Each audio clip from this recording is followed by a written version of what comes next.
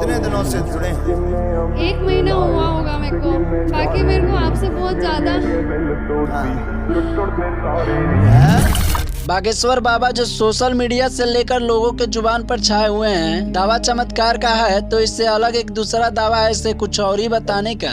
और इन दावों में छुपी है चमत्कार की वो थ्योरी जिस पर बागेश्वर महाराज आज भी कायम है। लेकिन सवाल ये है कि इन चमत्कारों के पीछे का सच क्या है? क्या सच में है बागेश्वर महाराज के पास दिव्य शक्तियाँ या ये करते हैं कोई ढोंग? आपने देखा होगा कि आजकल यूट्यूब पर बागेश्वर बाबा को कुछ ज्यादा ही ट्रेंड कर रहे हैं। आए दिन इनकी कोई न कोई वीडियो वायरल होती रहती है। ऐसे में इतने कम समय में बागेश्वर बाबा को इतनी ज्यादा प्रसिद्धि कैसे हासिल हुई और इनके शक्तियों के पीछे की क्या है सच्चाई? जानने के लिए बने रहिएगा वीडियो के अंत तक। दोस्तों, हमारे देश में बाबा, संत, महात्मा जैसे लोग बहुत सारे आए हैं। कोई अपने प्रवचन से लोगों को भक्त बनाता है तो कुछ लोग नाच गाकर लोगों को आकर्षित करते हैं। खैर दोस्तों, इस तरह के कुछ बाबा आजकल जेल की हवा खा रहे हैं। लेकिन हमें जानने हैं बागेश्वर महाराज के बारे में। तो दोस्तों, बागेश्वर महाराज का पूरा नाम श्री धीरेन्द्र कृष्ण महाराज है और इनका जन्म 4 जुलाई 1996 में मध्य प्रदेश के छतरपुर में पंडित परिवार में हुआ था। धीरेन्द्र कृष्ण शास्त्री के दिव्य दरबार में यह लोगों की मन की बातों को पहले ही जान लेते हैं। इसके पीछे का कारण धीरेन्द्र कृष्ण शास्त्री गुरु प्रेरणा को बताते हैं। इनके शरण में जिसकी भी अर्जी लगनी होती है, पहले से ही बागेश्वर बाबा को उनके बारे में पूरी जानकारी आभास हो जाती है, जिस कारण ये सामने वाले की जानकारी बताते हैं। श्री धीरेन्द्र कृष्ण महाराज की कई सारी वीडियोज दोस्तों मैं भी कभी कभार देख लेता हूँ, क्योंकि जो चमत्कार वह बताते हैं और लोगों की समस्याओं का निवारण करते हैं, वह कहीं ना कहीं हमें एक विश्वास दिलाता है कि आज भी दिव्य शक्तियाँ मौजूद हैं और यह शक्तियाँ बागेश्वर महाराज के माध्यम से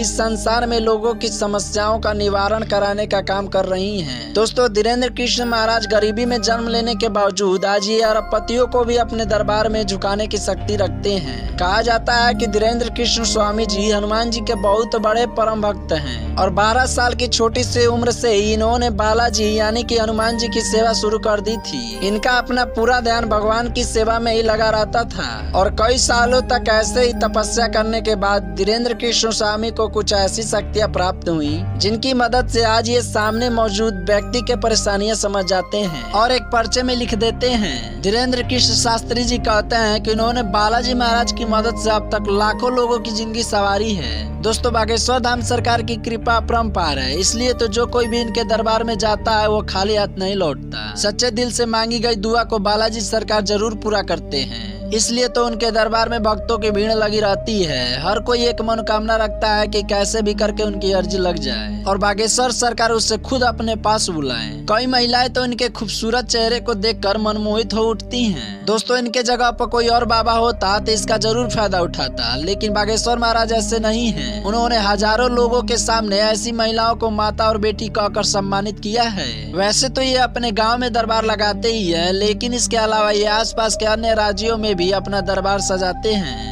ऐसी स्थिति में वहाँ भी बड़े बड़े मीडिया कर्मी और पत्रकार बागेश्वर सरकार की परीक्षा लेने की कोशिश करते हैं। दोस्तों, बागेश्वर महाराज अपने माथों पर तिलक लगाकर क्या फंसा रहे हैं या वाकई में इनके अंदर कोई दिव्य शक्ति है? वैसे तो बहुत कम लोगों को धीरेन्द्र कृष्ण शास्त्री की बैक स्टोरी पता है। असल में इनके दादाजी बहुत बड़े भक्त थे और वो भी अपना दरबार सजाकर लोगों की कष्टों को दूर करते थे। हालांकि उनका दरबार छोटा होता था, लेकिन उनके अंदर मौजूद दिव्य शक्तियाँ काफी ज्यादा प्रबल थी, इसलिए कोई भी उनके दरबार से निराश होकर नहीं जाता था।